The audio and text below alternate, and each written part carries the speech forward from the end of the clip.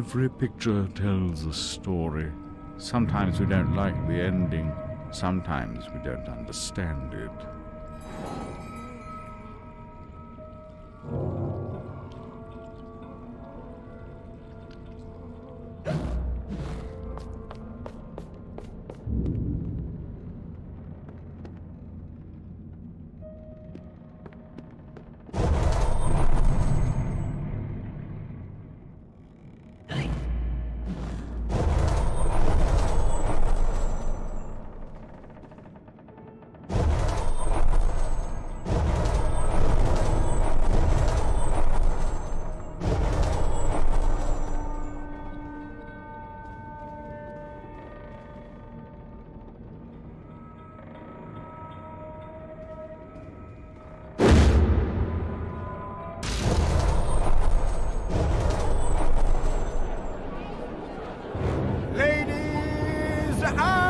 Gentlemen, welcome to the show!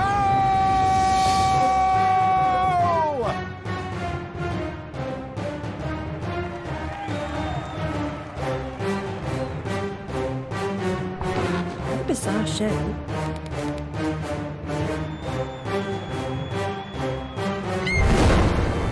That's quite enough of that, I think. Enough preliminaries. Here's the performance you've been waiting for. Proves I'm without prejudice and have a fine sense of humour. Sword and crown are worthless here. I invite everyone to dance. Labourers, lawyers, church and gown all make their little prance. This life is full of random deaths and heaps of grief and shame. So few are soothed by accident, you want someone to blame. Fire, plague, and strange disease, drowned, murdered, or if you please, a long fall down the basement stairs. None are expected, no one cares. I often must work very hard, sweat running down my skin. After the dance, I then must rest, and the eating can begin. Time to eat. Death is the ultimate equalizer. All have the right to be eaten. Get a knife, princess. Don't push. All will be served. So to speak. Wicked thing. Feasting while Wonderland is destroyed. I'm not the enemy you seek, Alice.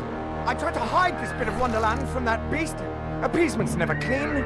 We must all play our assigned roles. Are you a pawn or a queen? An idiot or a practiced fool? However this turns out, consider the prospect that you've been misled, Alice. Then ask, by whom? No! Who set that bloody train in motion? Where has it come from? It arrived when you arrived, and it's more horrible even than you could currently imagine. The death of a dream caterpillar may know how.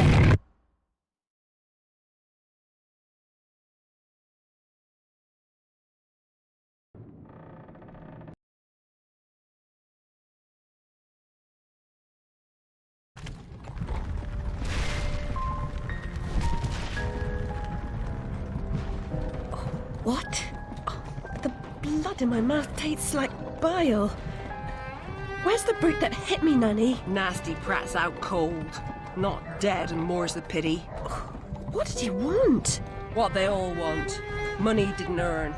What were you thinking, butting into that mess? You could have been killed. Nanny, my mind's in pieces. I still have terrible visions, and I need to know. Out the fire. Same as always. You need to move on, Alice. So do I. Well, at least she's not spewing that asylum nonsense. My past is dead. I killed them. I should have saved them. I should have died. Her mind was in shambles. Radcliffe thought familiar faces would bring her round. After a year, he lost interest in her inheritance. Greedy sod. Still, always asking his bizarre questions. Heavy dose of madness, I'd say, but honesty's never the best policy in this life. When she wasn't comatose, she gaped, eyes like pinwheels, drooled, occasionally screeched. Never uttered a sensible sound. And like the child she was, she kept her secrets close.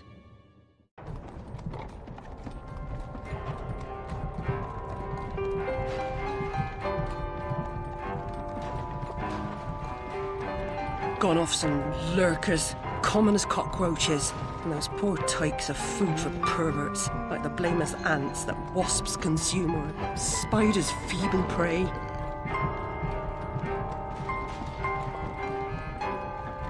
You visited my room at Rutledge. What were You you... recall that? Radcliffe paid me for a bit. A woman alone sometimes does what she doesn't particularly feel like doing, as you know. Nurse Whitler said you'd fallen on hard times. I'm no drunk like her. I'm hurting no one. Hooking's not a bad life. Except for the pimps. She also said you might have my rabbit. Please, Nanny, talk about The damn fire never seems to help. Look, Alice, I can't give you what I don't have. Radcliffe wrote the inquest report. I'll take you to him. Besides, he's got your damn rabbit. You should remember that. All right, but Mr. Radcliffe's useless. Don't I know it?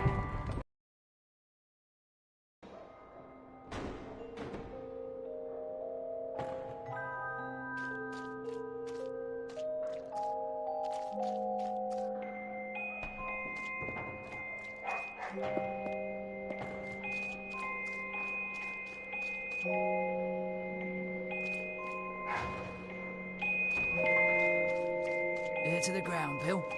Yeah, I've been scouting around.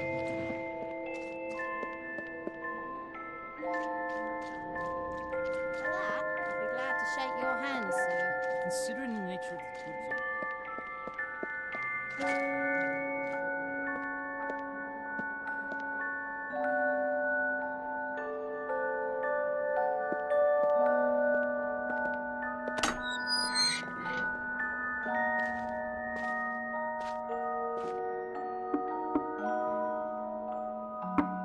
Yes? Who is it? Alice Liddell, Mr. Radcliffe. Ah, you're back. I suppose you better come up.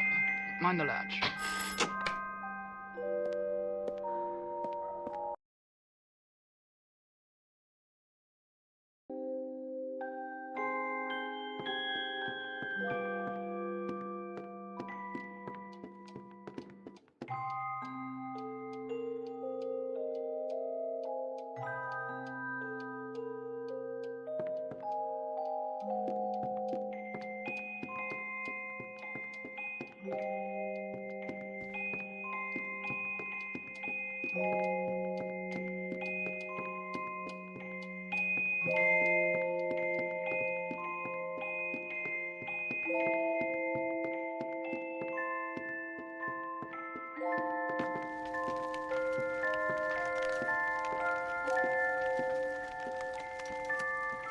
You do have my rabbit. Forgotten your manners? And what else, I wonder? You abandoned it at Rutledge Asylum, my dear. We've been over this before. In a huff as usual, oozing with attitude and accusatory flummery, I've stolen her rabbit. Ridiculous pretext. She's here about the fire again. All the mad child wants to talk about. My report found her family dead by misadventure. She won't accept it. It goes on and on about her killing memories and her need to know the truth. The alleged truth is, the fire began in the library when the cat knocked over a lamp. The blaze trapped her parents and sister upstairs. Sister Lizzie never even unlocked her door. Died in her bed. The guilty cat always sets her off. She denies it, makes no sense, it can't be, etc. Agreed. From the outset, Alice was my candidate for the pyromaniac. The girl had a fixation with fire. I once remarked that I thought she might have had a larger role in causing the tragedy. She suffered some sort of psychotic episode. Did I rip his head off? I wanted to. What's left of my brain will explode. Is it mad to pray for better hallucinations? Perhaps I'm fated to expire right here.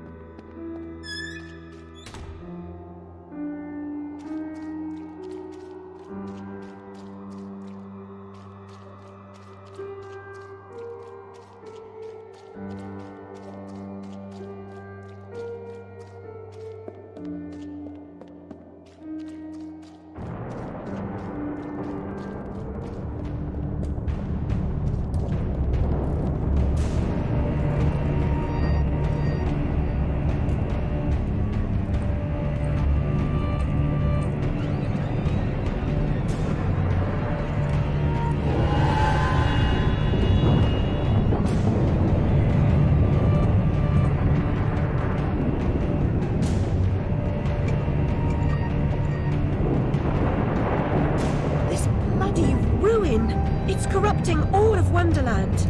Seeking refuge from the wicked world, perhaps things only look like they've come to hell. You're not that good a liar, and I'm not that stupid. But something a bit less calamitous would have been welcome. This unmitigated disaster is your doing, and it will get worse.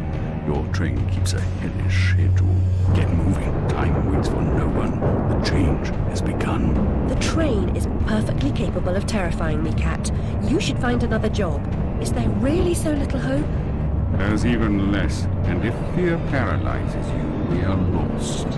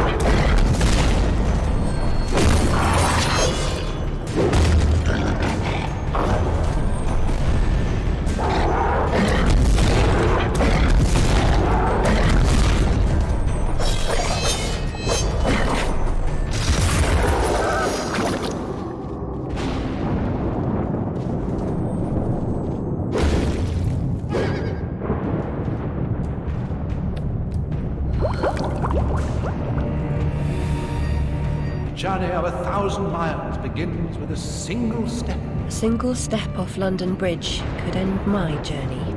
Failure as your epitaph. I'd hoped you were more courageous.